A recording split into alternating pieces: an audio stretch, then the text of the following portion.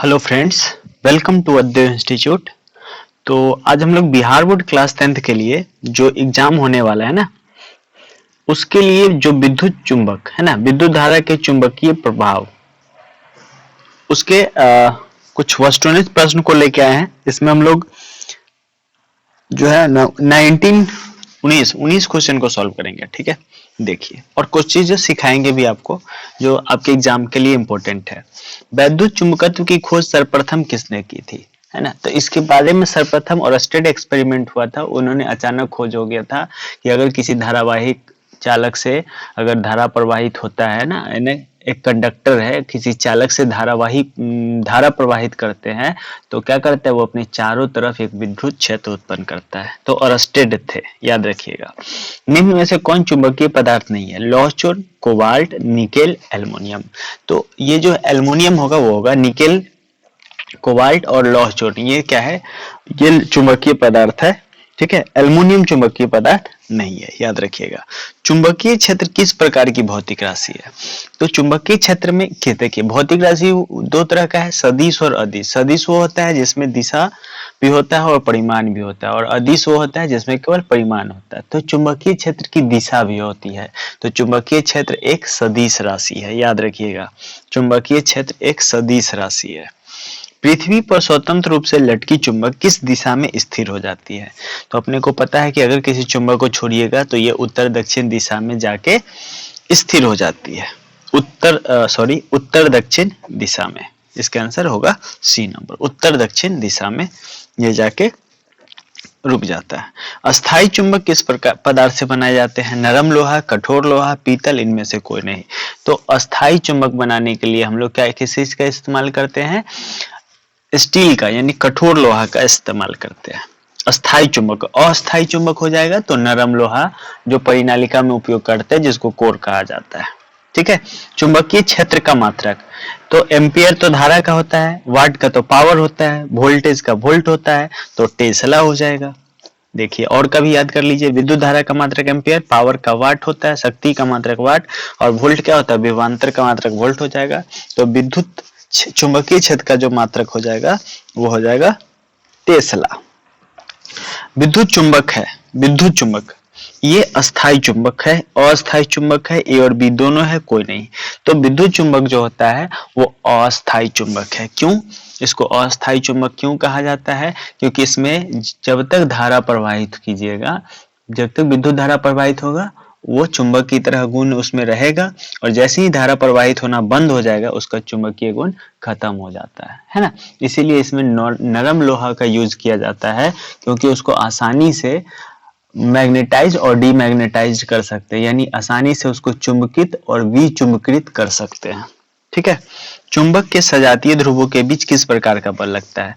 तो हम लोगों ने क्लास में पढ़ा था, अगर दो चुंबक है और दोनों का ध्रुव समान हो, अगर नॉर्थ नॉर्थ होगा और ये साउथ साउथ है ना, तो नॉर्थ सजातीय ध्रुव होता है तो विकर्षण हो जाएगा। सजातीय ध्रुवों में विकर्षण, या तो साउथ साउथ भी अगर होता, इधर से यहाँ पे साउथ और यहाँ पे भी साउथ, तो इसमें भी विकर्षण होगा था। समान ध्रुवों के बीच विकर्षण होता है या प्रतिकर्षण, उसी को बोलते हैं विकर्षण या प्रतिकर्षण। इंग्लिश में रिपल्सन बोलते हैं, है ना।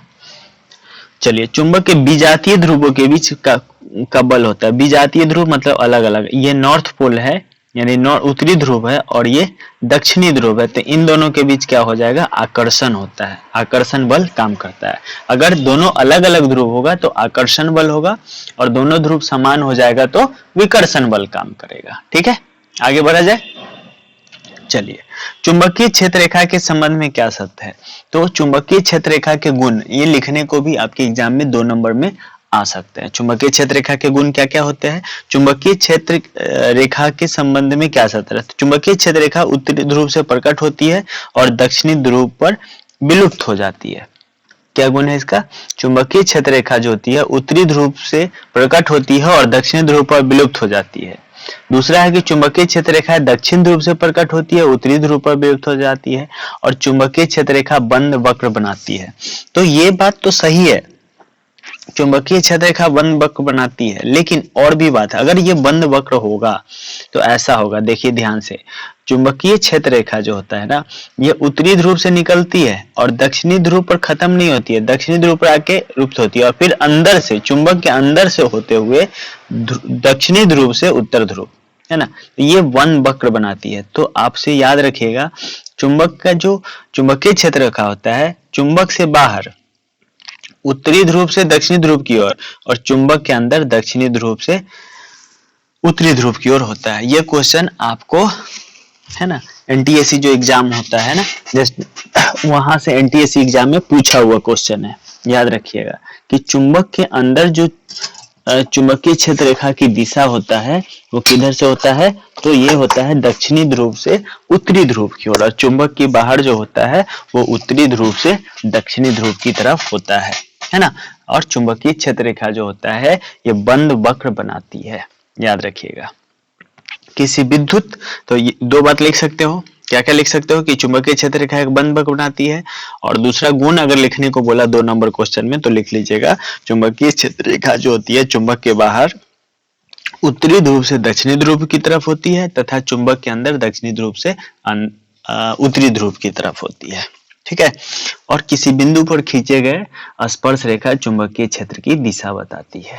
ये 2-3 पॉइंट लिख लीजिएगा, आपको पूरा नंबर मिल जाएगा, है ना। अगला क्वेश्चन नंबर 11 में आते हैं। क्वेश्चन नंबर 11 क्या बोलता है, किसी विद्युत धारावाही परिनालिका के भीतर चुंबकीय क्षेत्र एक समान होता है। परिनालिका के अंदर जो चुंबकीय क्षेत्र होता है वो एक समान होता है, परिनालिका के अंदर जो चुंबकीय क्षेत्र होता है वो एक समान होता है, याद रखिएगा।